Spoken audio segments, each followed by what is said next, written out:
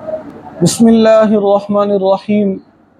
सामीन कराम, वितर नमाज में दुआए कनूत का पढ़ना ये वाजिब है।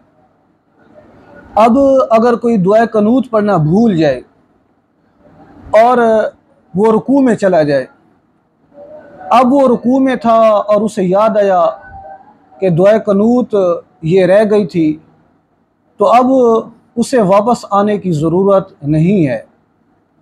वो इसलिए कि दुआ कनूत का पढ़ना ये वाजिब है, और अगर कोई वाजिब रह जाए तो उसके लिए सजदा साफ करना ज़रूरी होता है।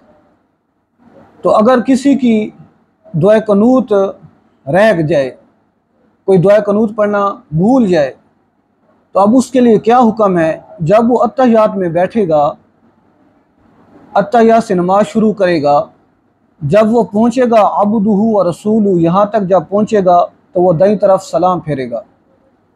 तो फिर वो क्या करेगा? दो सजदे करेगा। फिर दो सजदे करके वो अपनी नमाज मुकम्मल कर लेगा, अत्तहियात से लेके यौम यक़ूमुल हिसाब। फिर अस्सलामु अलैकुम व रहमतुल्लाह, अस्सलामु अलैकुम व रहमतुल्लाह।